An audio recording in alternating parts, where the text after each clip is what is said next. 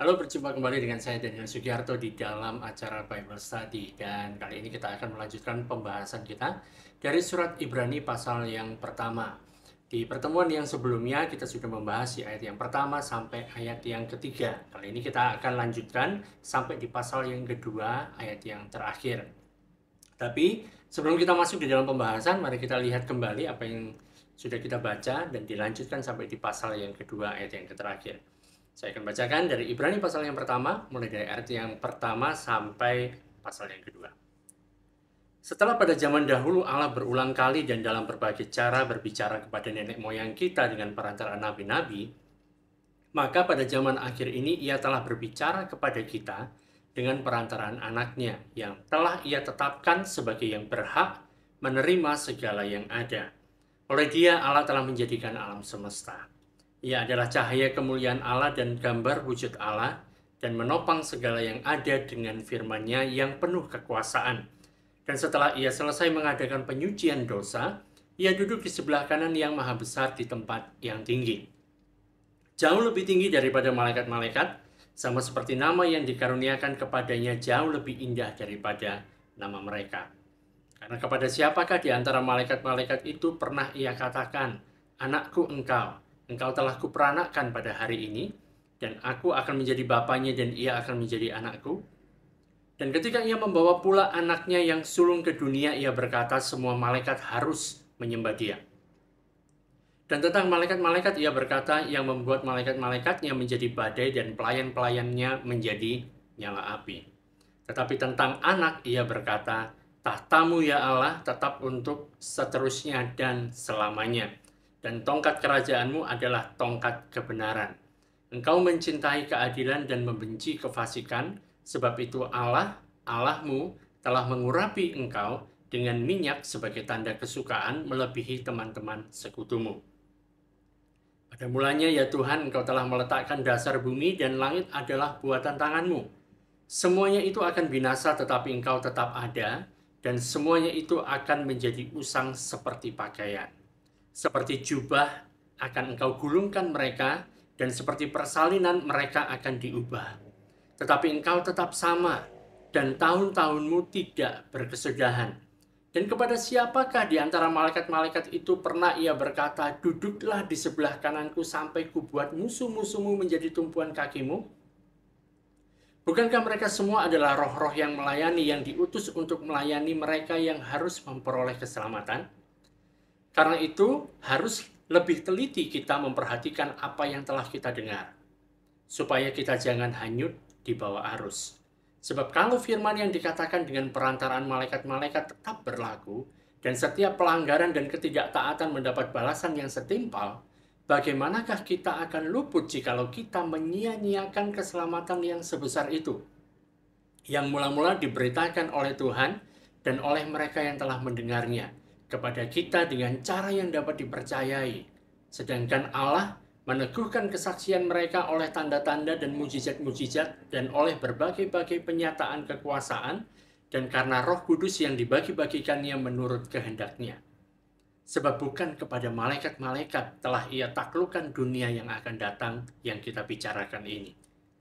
Ada orang yang pernah memberi kesaksian dalam satu nas, katanya, "Apakah manusia sehingga engkau mengingatnya? Atau anak manusia sehingga engkau mengindahkannya? Namun engkau telah membuatnya untuk waktu yang singkat, sedikit lebih rendah daripada malaikat-malaikat, dan telah memahkotainya dengan kemuliaan dan hormat. Segala sesuatu telah engkau taklukkan di bawah kakinya, sebab dalam menaklukkan segala sesuatu kepadanya tidak ada sesuatu pun yang ia kecualikan, yang tidak takluk kepadanya." Tetapi sekarang ini belum kita lihat bahwa segala sesuatu telah ditaklukkan kepadanya. Tetapi ia yang untuk waktu yang singkat dibuat sedikit lebih rendah daripada malaikat-malaikat, yaitu Yesus. Kita lihat, yang oleh karena penderitaan maut, dimahkotai dengan kemuliaan dan hormat, supaya oleh kasih karunia Allah ia mengalami maut bagi semua manusia. Sebab memang sesuai dengan keadaan Allah yang baginya dan olehnya segala sesuatu dijadikan, yaitu Allah yang membawa banyak orang kepada kemuliaan, juga menyempurnakan Yesus yang memimpin mereka kepada keselamatan dengan penderitaan. Sebab Ia yang menguduskan dan mereka yang dikuduskan, mereka semua berasal dari satu. Itulah sebabnya Ia tidak malu menyebut mereka saudara. Katanya, Aku akan memberitakan namamu kepada saudara-saudaraku dan memuji-muji engkau di tengah-tengah jemaat. Dan lagi aku akan menaruh kepercayaan kepadanya. Dan lagi, sesungguhnya inilah aku dan anak-anak yang telah diberikan Allah kepadaku. Karena anak-anak itu adalah anak-anak yang dari darah dan daging, maka ia juga menjadi sama dengan mereka dan mendapat bagian dalam keadaan mereka supaya oleh kematiannya ia memusnahkan dia, yaitu iblis yang berkuasa atas maut. Dan supaya dengan jalan demikian ia membebaskan mereka yang seumur hidupnya berada dalam perhambaan oleh karena takutnya kepada maut. Sebab sesungguhnya bukan malaikat-malaikat yang ia kasihani, tetapi keturunan Abraham yang ia kasihani. Itulah sebabnya, maka dalam segala hal ia harus disamakan dengan saudara-saudaranya, supaya ia menjadi imam besar yang menaruh belas kasihan dan yang setia kepada Allah untuk mendamaikan dosa seluruh bangsa.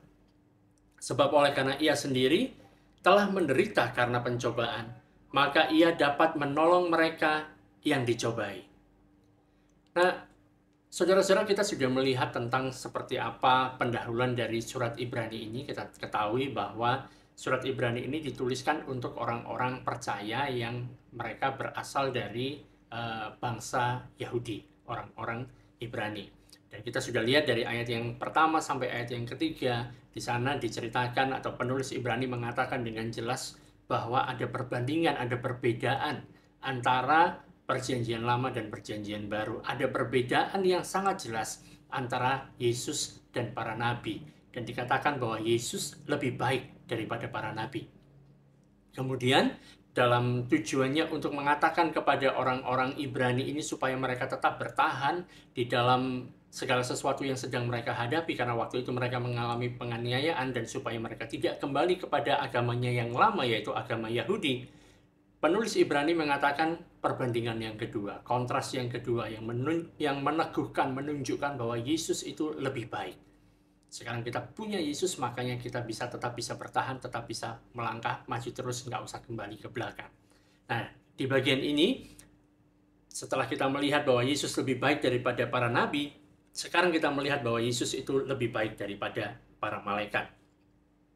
Dan kalau bicara tentang para malaikat, orang Yahudi itu cenderung lebih berpikir tentang malaikat dibandingkan dengan orang Kristen pada zaman ini ataupun orang Kristen dari bangsa-bangsa lain.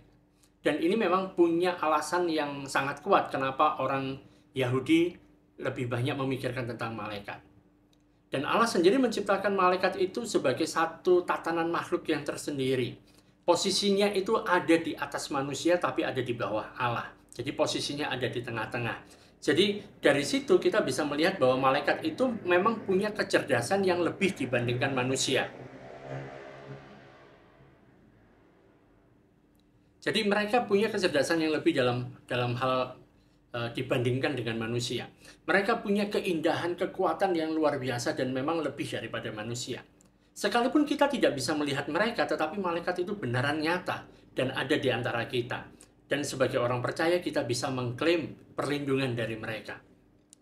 Tetapi orang Yahudi, mereka punya pandangan yang lebih dalam lagi terhadap malaikat, karena memang menurut sejarah dari bangsa mereka, kehidupan mereka, bagaimana mereka berhubungan dengan Allah, itu didapatkan melalui malaikat.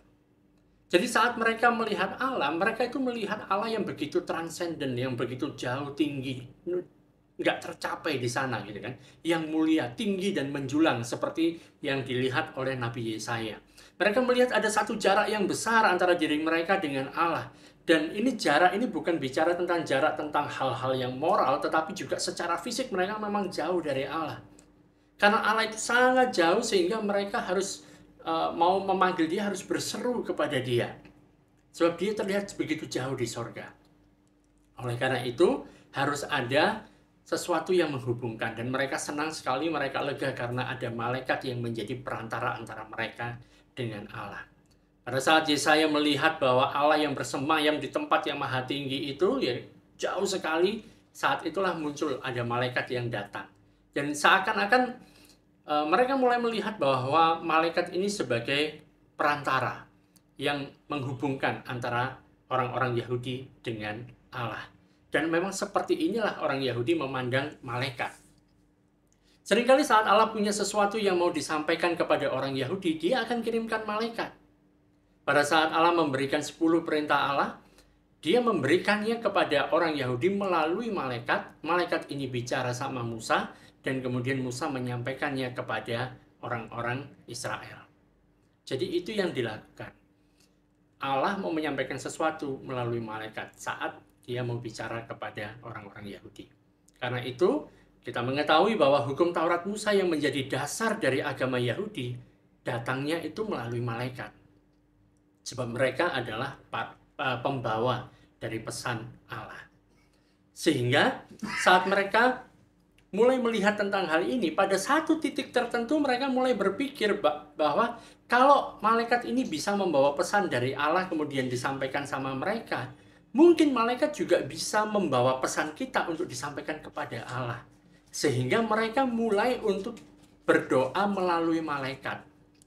Jadi waktu mau berdoa kepada Allah lewat malaikat, supaya malaikat membawa permohonan mereka ini kepada Allah.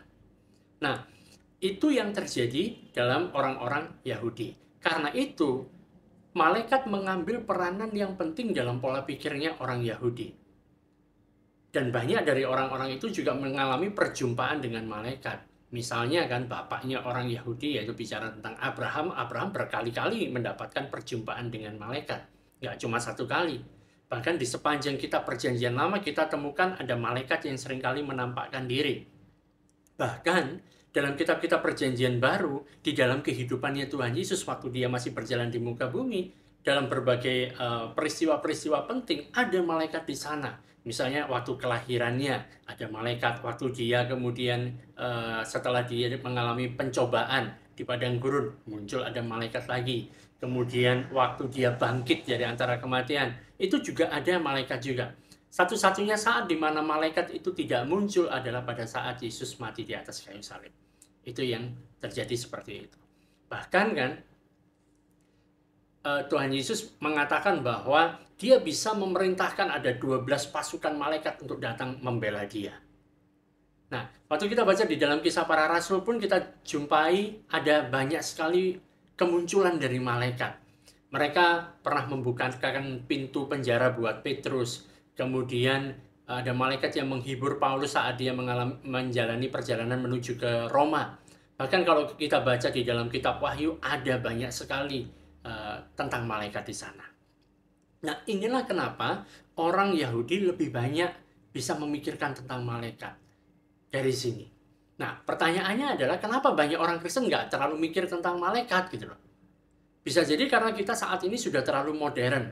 Mungkin kita sudah terlalu materialistis, terlalu naturalistis juga. Bahkan dalam pola pikir kita sudah berubah dengan sedemikian rupa sehingga gereja nggak terlalu banyak lagi berpikir tentang malaikat. Ya sudah, dia memang ada ya sudah gitu. Tetapi saya pikir bahwa alasan utama bahwa kita tidak terlalu memikirkan tentang malaikat adalah karena kita sudah memiliki Yesus Kristus. Sehingga kita nggak perlu terlalu memikirkan tentang malaikat. Kenapa demikian?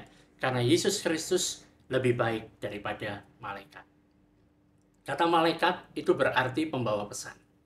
Jadi artinya malaikat itu nggak harus bersayap. Jadi ada mungkin yang mengatakan ada yang bersayap, ada yang nggak bersayap. Nggak masalah, yang penting tugasnya adalah pembawa pesan. Dan sekarang kita tidak terlalu banyak mendengar tentang malaikat karena kita sudah punya Yesus.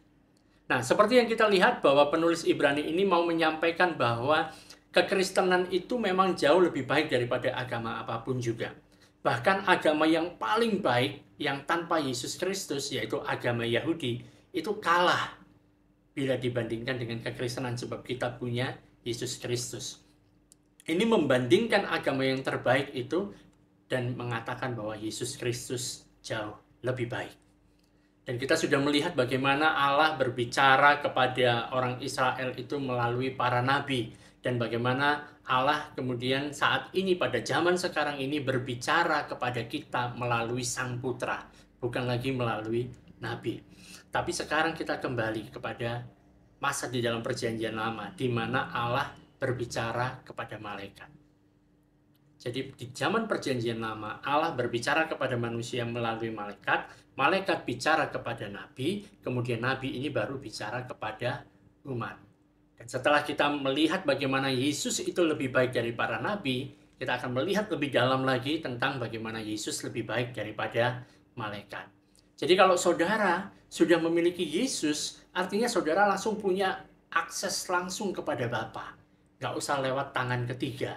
Jadi kita punya akses yang langsung kepada Bapa karena kita punya Yesus. Kita nggak perlu lagi berdoa melalui malaikat. Kita nggak perlu berdoa lagi melalui gang ini, gang itu, dan lain sebagainya. Tapi kita bisa berdoa langsung kepada Bapa melalui Yesus Kristus, Tuhan kita. Nah, di sini, di dalam surat Ibrani ini, si penulis memberikan, paling tidak saya temukan, ada 3 perbandingan antara Yesus dan malaikat. Di mana pada saat ini Yesus itu tidak sedang duduk bersama-sama dengan malaikat. Yang kedua, di masa yang lalu, Yesus juga tidak bicara melalui malaikat. Dan di masa yang akan datang, Yesus tidak menderita bagi malaikat. Nah, kita akan lihat satu persatu. Yang pertama, pada saat ini, Yesus tidak duduk bersama dengan malaikat. Ini bicara gini, malaikat itu statusnya adalah hamba. Statusnya adalah pembantu, gitu ya. Dan Yesus adalah sang putra. Jadi dalam tatanan ini, sang putra itu tidak duduk bersama-sama dengan hamba. Jadi kalau misalnya ada dalam satu ruangan, kemudian ada jamuan pesta dan lain sebagainya, putra akan duduk di meja yang tersendiri. Pembantu di tempat lain, gitu ya. Berbeda. Sekalipun sama-sama ada di dalam satu istana itu, para hamba tidak duduk bersama dengan sang putra. Jadi tidak benar kalau misalnya putra itu diperlakukan seperti hamba. Oleh karena itu kita bisa memahami di dalam kisahnya anak yang terhilang, kisah anak yang terhilang, pada saat si anak itu mau mengatakan bahwa aku mau menjadi hambamu saja Bapak, gitu kan, si bapaknya tidak terima tentang hal itu. Dia tetap merangkul, dia tetap melihat anaknya sebagai anak, tidak sebagai hamba. Dan itu tidak akan pernah mungkin terjadi. Karena ini adalah gambaran dari Bapa dengan kita, sebagai anak-anaknya, dengan Yesus. Yang tidak akan mungkin Yesus diperlakukan seperti itu. Nah, Bapa tidak akan pernah memberikan dan menjadikan anaknya duduk dengan para hamba. Sebab Yesus adalah putra Allah, putra, bukan hamba. Ingat ya, ini pada saat ini, Karena itu pada saat Yesus naik ke surga, dia tidak kemudian duduk sama para hamba. Waktu dia naik ke surga setelah kematian dan kebangkitannya, dia duduk di sebelah kanan Bapa. Dan ini merupakan perbedaan yang besar antara Yesus dan malaikat. Sebab malaikat adalah hamba dan Yesus adalah putra. Jadi pertanyaannya kepada kita semuanya adalah kita mau kemana gitu loh. Kita mau kenal sama sang putra atau kita cuma mau kenal sama para hamba gitu loh. Kalau kita ingin memiliki akses kepada Allah, kita butuh mengenal sang putra itu. Bukan mengenal salah satu hamba. Mungkin kan, mungkin waktu kita kenal dengan salah seorang hamba, mungkin kita bisa punya akses masuk ke dalam salah satu ruangan. Tapi bayangkan kalau kita kenal sama sang putra, kita bisa lebih leluasa. Jadi penulis di sini, penulis Ibrani kemudian menggunakan ayat-ayat dalam kitab suci perjanjian lama. Dan kita perlu ingat bahwa dia sedang berbicara kepada orang Ibrani. Artinya orang-orang yang mengerti, orang-orang yang mempunyai kitab suci. Orang-orang yang mempunyai kitab-kitab Torah dan lain sebagainya. Jadi saat penulis ini memberikan ayat-ayat referensi dari ayat-ayat perjanjian lama, mereka pasti tahu tentang hal itu dan mereka menganggap bahwa itu memang adalah firman dari Tuhan, gitu ya. Dan ini merupakan hal yang bisa kita ambil pelajaran, saudara. Karena kalau kita bisa menyampaikan sesuatu kepada orang, seringkali kita mau mengutip ayat-ayat, gitu ya. Kita mengutip ayat-ayat untuk menguatkan apa yang kita lakukan, apa yang kita sedang sampaikan. Tapi kalau kita pelajari, pada saat para rasul pun, saat mereka bicara kepada orang Yahudi, mereka akan menggunakan ayat-ayat dari kitab perjanjian lama. Tapi waktu mereka bicara kepada orang-orang yang bukan Yahudi, mereka tidak pakai ayat-ayat tersebut.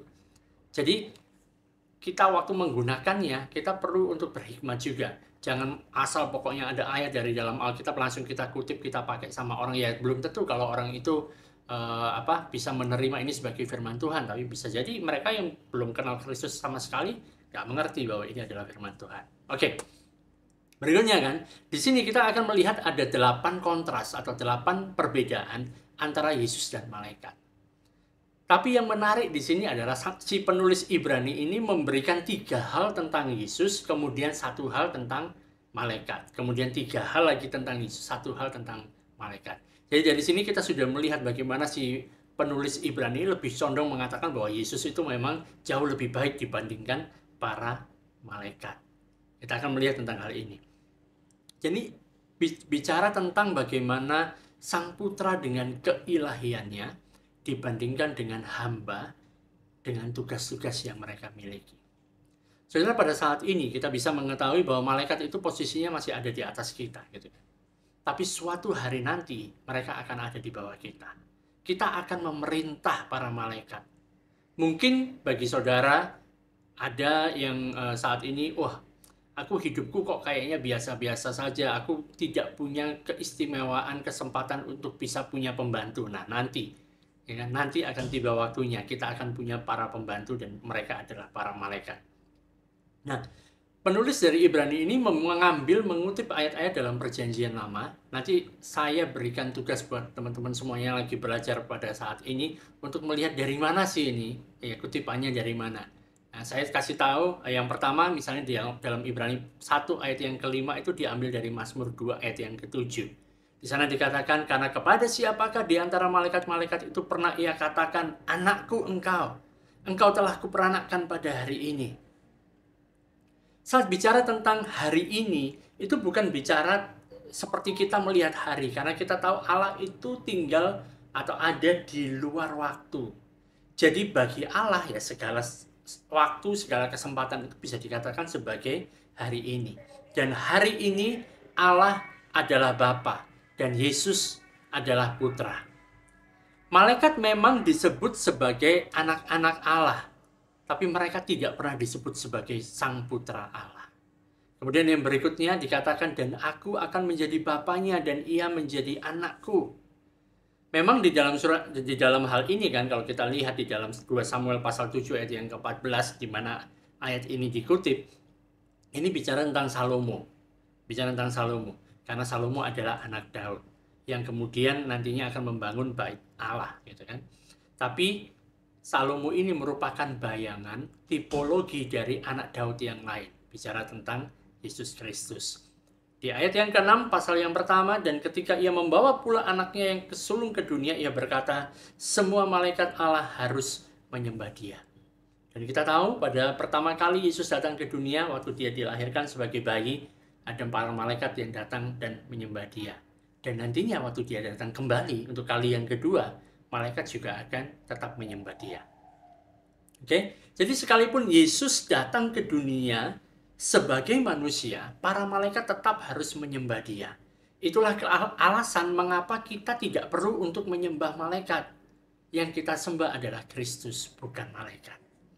Bahkan di dalam kitab Wahyu kita temukan Yohanes ada sempat 2 kali melakukan kesalahan. Dia tersungkur menyembah malaikat. Dan itu merupakan suatu hal yang masuk akal lah. Misalnya tiba-tiba sekarang di tempat saudara berada, tiba-tiba muncul ada malaikat dengan segala macam keilahiannya yang dipancarkan. Mungkin saudara dan saya kita akan sujud menyembah dia, ya kan? Karena hal itu. Tetapi malaikat akan mengatakan supaya kita jangan menyembah dia. Sembahlah Kristus. Tapi kalau misalnya saudara mengalami perjumpaan dengan makhluk semacam malaikat dan mengatakan, sembahlah aku. Nah, saudara tahu siapakah dia. Nah, berikutnya.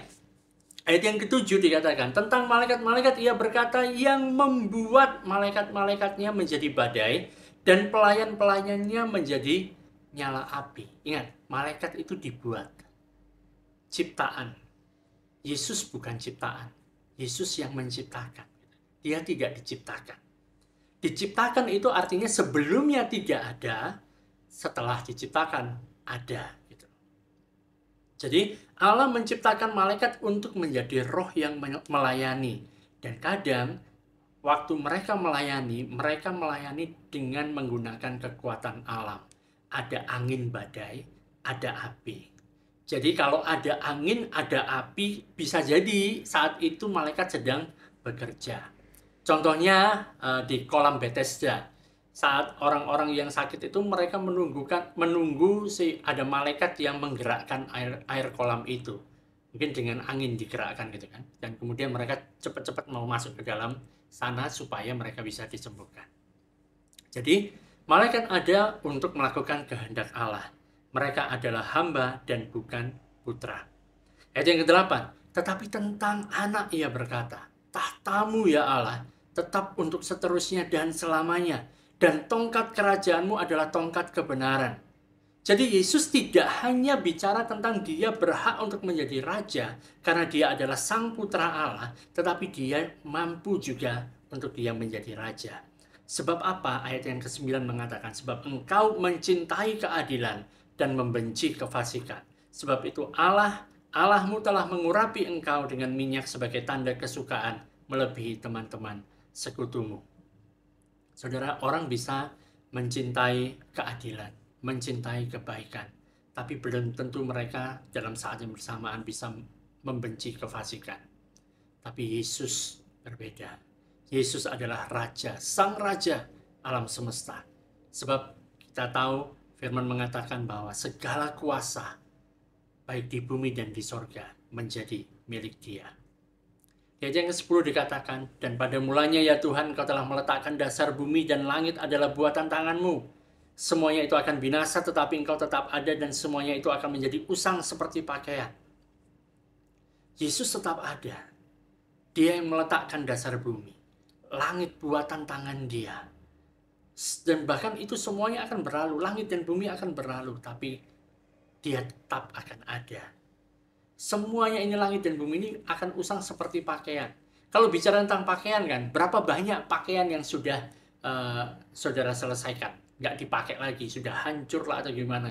Memang kadang-kadang gini, kalau saya seringkali punya baju-baju favorit, baju yang nyaman dipakai. Saat ini baju favorit saya adalah baju lengannya segini ya, kelihatan gitu ya, warnanya hijau. Wah, itu sangat nyaman kalau dipakai. Kalau pakai itu sudah enak sekali.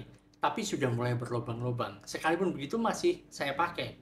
Tapi kemungkinan nanti sebentar lagi sudah waktunya baju itu tidak dipakai lagi. Nah, berikutnya di ayat yang ke-12.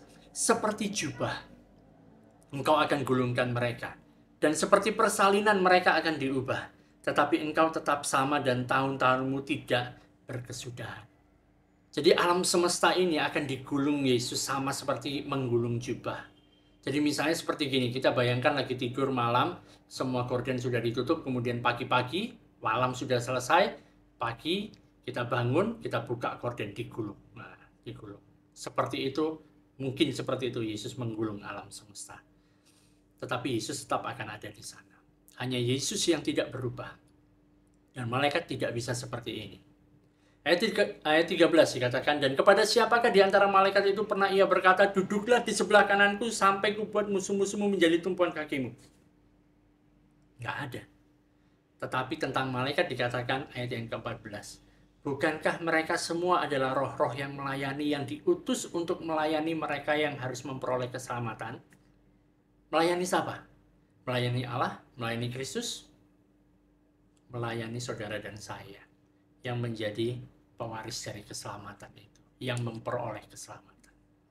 Itulah mengapa para malaikat ini mereka bersuka cita pada saat saudara menerima Yesus sebagai Tuhan dan Juru Selamat. Saat saudara memperoleh keselamatan. Saat saudara memperoleh keselamatan. Sehingga apa? Sehingga mereka bisa melakukan tugasnya menjadi pelayan saudara. Tapi kalau saudara tidak mau terima, maka mereka akan menjadi para pelayan Allah yang melaksanakan penghakiman bagi saudara. Pilih mana? Berikutnya yang kedua, di masa yang lalu Yesus tidak berbicara melalui malaikat. Dan kita perlu melihat bahwa surat Ibrani ini merupakan surat yang sangat praktis. Artinya surat yang bisa dengan mudah dipraktekkan dan penuh dengan peringatan yang ada di sana. Dan di sini kita diingatkan, para pembaca Ibrani diingatkan, kalau kita sudah memiliki pesan yang jauh lebih baik dibandingkan pesan yang dimiliki oleh orang Yahudi, yang pesan yang diberikan melalui malaikat itu, kita punya pesan yang lebih baik. Dan saat pesan yang disampaikan oleh malaikat ini kepada orang Yahudi, mereka abaikan pesan ini. Ya. mereka mendapatkan penghukuman, bagaimana dengan kita kalau kita mengabaikan pesan yang kita dapatkan dari saluran yang jauh lebih baik? Saudara perlu ingat bahwa saat kita memiliki tanggung jawab yang besar itu, kita punya keistimewaan yang besar juga. Nah, pertanyaannya adalah seberapa besar pesan kita itu, seberapa pesan kita itu lebih baik daripada yang dimiliki oleh orang Yahudi, yang pesan yang diberikan melalui malaikat itu. Sebab pesan yang diberikan Allah kepada mereka, mereka terima dari malaikat, lewat nabi, baru mereka dapatkan. Jadi nggak langsung. Jadi pesannya itu nggak langsung. Lewat tangan yang ketiga baru mereka dapatkan. Kita mendapatkan langsung dari tangan pertama. Pesan itu datang dalam bentuk manusia. Firman itu menjadi daging. Itu yang kita dapatkan. Para nabi menyaksikan pesan yang lama, sedangkan para rasul mereka menyaksikan pesan yang baru. Jadi Tuhan tidak hanya memberikan pesannya, tapi juga Dia memberikan ada mujizat yang menunjukkan bahwa pesan yang diberikan melalui Yesus Kristus itu memang benar. Dan kapanpun, dimanapun pesan itu diberitakan, Ibrani 2 ayat yang keempat mengatakan bahwa Allah meneguhkan kesaksian mereka oleh tanda-tanda dan mujizat-mujizat, dan oleh berbagai-bagai penyataan kekuasaan dan karena Roh Kudus yang dibagi-bagikan menurut kehendaknya. Sehingga kita tidak hanya sekedar memiliki perkataan Injil yang disampaikan oleh saksi tangan pertama yang pernah melihat Yesus, mendengar Dia bicara, tapi kita juga punya mujizat. Ada karunia dari Roh Kudus yang meneguhkan pemberitaan Injil tersebut, yang meneguhkan pemberitaan tentang Kristus. Jadi ini bukan hal yang kaleng-kaleng. Kita mendengar dan kita juga bisa melihat pesan yang kita miliki. Orang Yahudi tidak pernah mendapatkan pesan yang dengan cara seperti ini. Dan ini merupakan peringatan pertama yang diberikan penulis Ibrani kepada para pembaca surat Ibrani. Dan dikatakan terkutuklah orang-orang yang tidak mengindahkan pesan ini. Saudara, orang tidak harus melakukan hal yang jahat. Nggak harus dia berkata yang salah. Nggak harus dia bohong, memfitnah, dan lain sebagainya. Satu hal saja yang perlu untuk dilakukan supaya dia mendapatkan penghakiman adalah karena setelah mendengar tentang pesan ini yang disampaikan oleh si Sang Putra itu, dengan tanda-tanda keajaiban dan mujizat yang mengikutinya, tapi kemudian orang ini mengabaikannya, tidak mengindahkannya. Coba renungkan, saudara. Kalau Allah sendiri sampai melakukan karya yang sedemikian, tidak mengirimkan hanya sekedar kirimkan hambanya, pembantunya untuk bicara, tidak hanya sekedar mengirimkan para nabi untuk bicara, tapi Dia utus putranya Dia sendiri untuk turun menjadi manusia, memberitakan tentang kabar sukacita ini. Bahkan kabar itu sekalipun siapapun yang menyampaikannya diteguhkan oleh tanda-tanda keajaiban dan mujizat. Kita itu nggak punya alasan untuk meragukan kebenarannya. Tapi kemudian dengan sengaja misalnya ada orang yang mengabaikannya, atau orang ini ikut hanyut terbawa arus. Bahaya. Terbawa arus artinya orang ini tidak mau untuk menurunkan jangkar. Sehingga dia dibawa arus akhirnya menabrak batu karang yang harusnya menyelamatkan dia. Jadi orang yang tidak mau menurunkan jangkarnya dan membiarkan kapalnya ini terbawa arus dan kemudian dia menghantam batu karang adalah orang yang sangat bodoh. Tapi sebagian besar orang menuju kepada kebinasaan karena mereka terbawa arus, bukan karena mereka memutuskan ke sana. Mereka menuju ke sana karena sebenarnya mereka sudah punya alasan untuk bisa mereka menurunkan jangkarnya, melemparkan sauh yang begitu kuat yang tertambat sampai ke balik tabir itu, tapi mereka tidak mau lemparkan jangkarnya. Mereka tidak mau terikat dengan kebenaran. Mereka mendengarkan, mereka tertarik, tapi kemudian dilupakan. Sehingga drift away, terhanyut, terbawa arus. Jadi saudara, di sini kita bisa melihat bahwa Yesus itu lebih baik daripada malaikat. Karena Yesus lebih baik daripada malaikat, bagaimana orang-orang yang mengabaikan pesan Kristus ini bisa luput?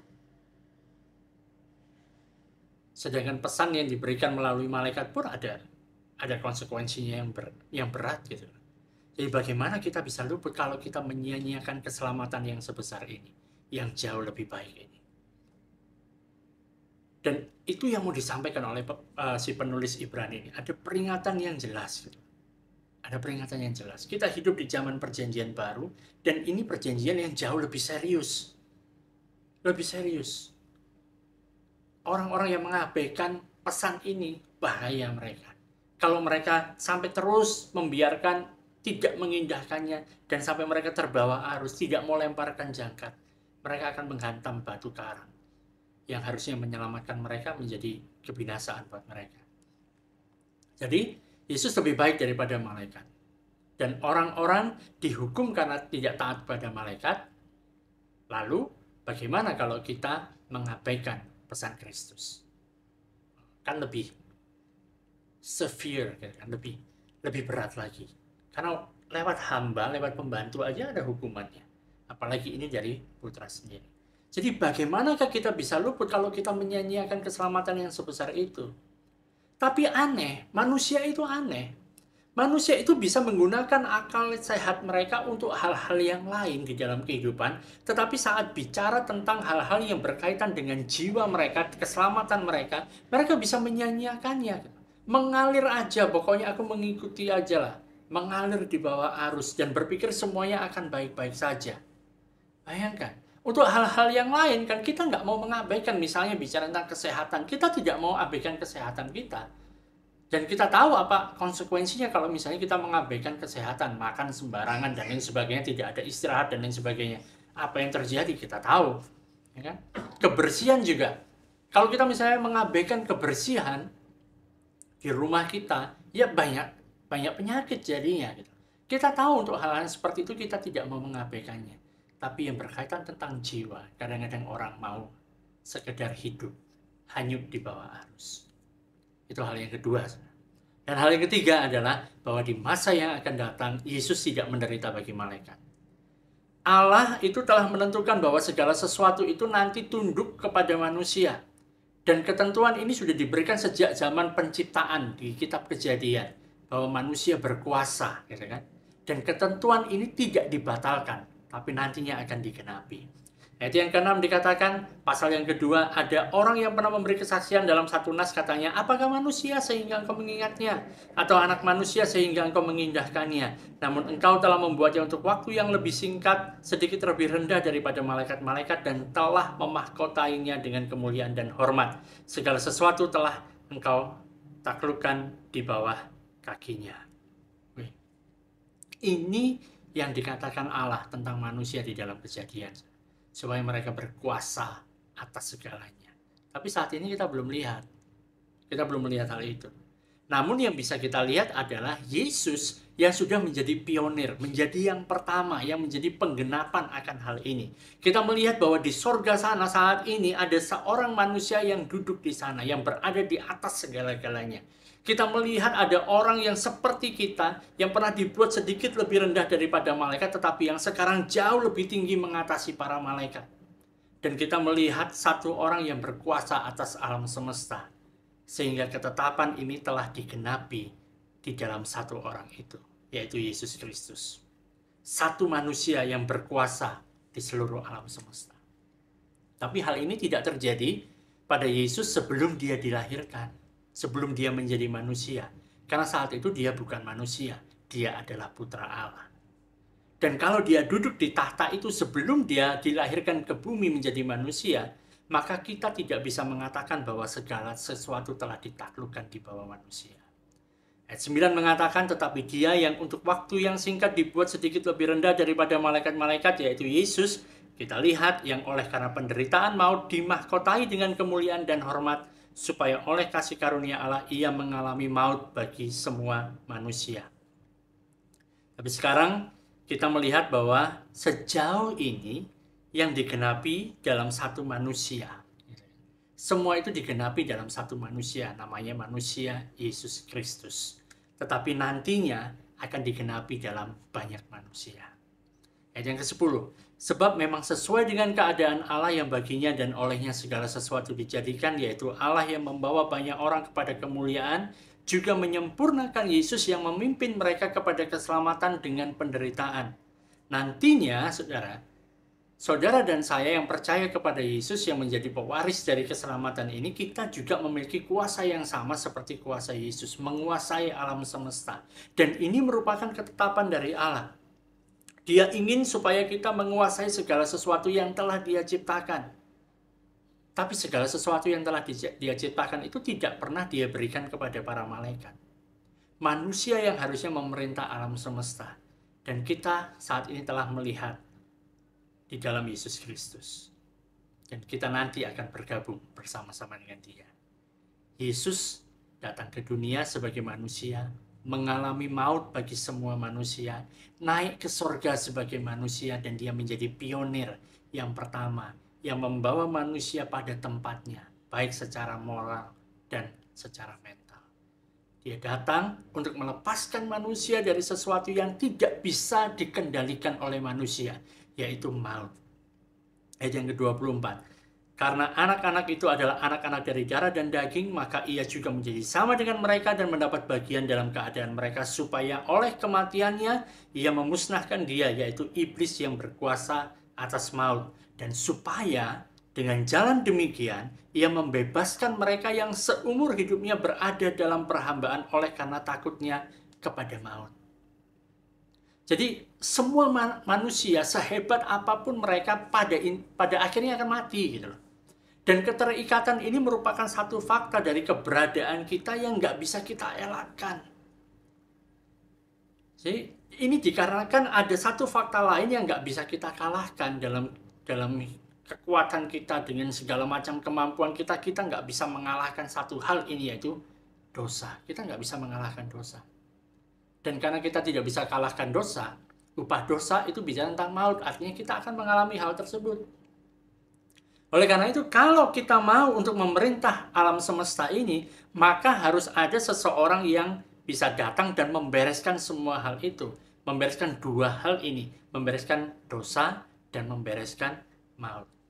Ada seorang yang harus datang tidak hanya sebagai manusia, tetapi seseorang yang harus datang yang juga mengalami tekanan dalam segala macam pencobaan, seorang yang tanpa dosa, yang mengalami tekanan semuanya itu.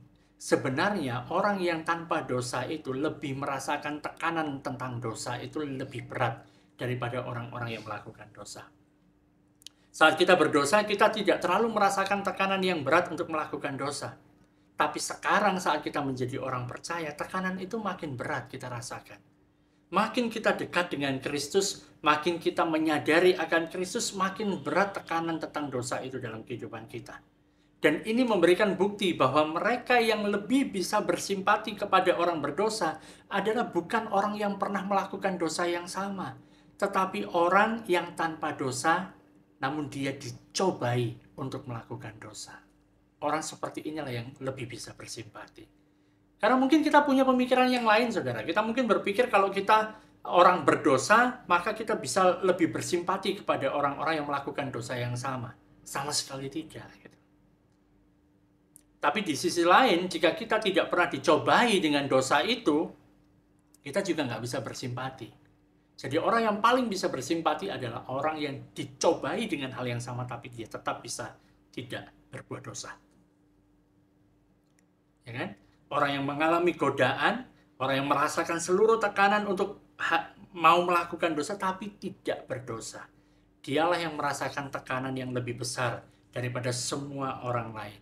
Dan dia itu adalah Yesus Kristus Tuhan kita. Karena kita semua berada dalam perhambaan karena kita takut akan maut. Mungkin kita bisa menunda, ya kan? Dengan ilmu kedokteran, dengan macam-macam kita bisa tunda maut itu, tapi tidak bisa menghentikannya. Dunia harusnya tunduk kepada manusia, tapi sayangnya manusia yang tunduk kepada maut. Lalu siapa yang bisa membebaskan kita? Sang Putra, Putra Allah. Malaikat tidak mati bagi kita, dan Yesus tidak mati bagi malaikat. Sebab malaikat ada yang berdosa. Bahkan Alkitab mencatat bahwa sepertiga dari malaikat itu mereka berdosa. Tapi tidak ada satupun dari mereka yang bisa mengambil keuntungan dari kematian Yesus. Saat malaikat yang tinggal di sorga, di hadirat Allah, yang mereka luar biasa itu mereka jatuh dalam dosa, nggak ada alternatif lain bagi malaikat, kecuali lautan api.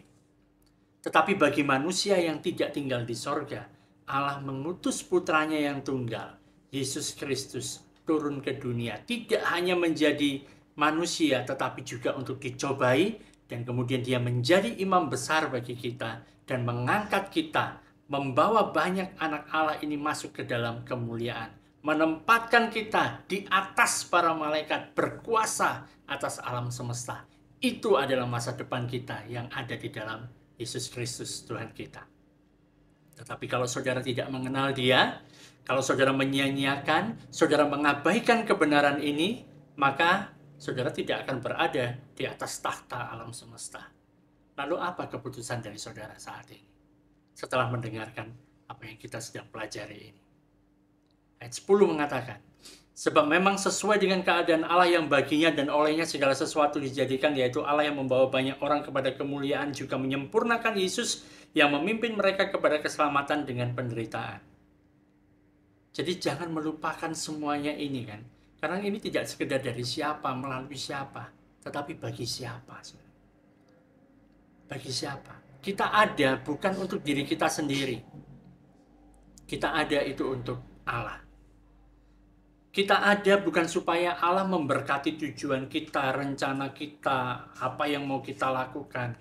Tetapi kita ada di muka bumi ini untuk melakukan tujuan dan rencana Allah di dalam kehidupan kita. Kita tidak sekedar menikmati Allah, tapi yang benar adalah supaya Allah bisa menikmati kita. Memang sesuai dengan keadaan Allah yang baginya dan olehnya segala sesuatu dijadikan, yaitu Allah yang membawa banyak orang kepada kemuliaan. Kemuliaan siapa? Bukan kemuliaan untuk kita, tapi kemuliaannya Allah. Saat Allah menciptakan manusia, Dia mau memperluas keluarganya, memperluas kasih yang Dia miliki. Sehingga pada waktu Sang Putra itu turun ke dunia, Ia tidak malu menyebut manusia sebagai saudaranya. Ayat 11 mengatakan, sebab Ia yang menguduskan dan mereka yang dikuduskan, mereka semua berasal dari satu. Itulah sebabnya Ia tidak malu menyebut mereka saudara. Manusia dibawa oleh Yesus kembali kepada Allah untuk memerintah bersama-sama dengan Dia, menjadi keluarganya. Dan saudara dan saya, kita yang sudah percaya kepada Yesus, itu yang terjadi sama kita. Karena itu kalau kita sudah tahu tentang pesan ini, apakah kita mau untuk hanyut terbawa arus dan tidak mengindahkan hal ini? Dan sekali lagi si penulis dari Ibrani mengingatkan kepada kita, kita punya yang jauh lebih baik. Kita punya Kristus yang lebih baik.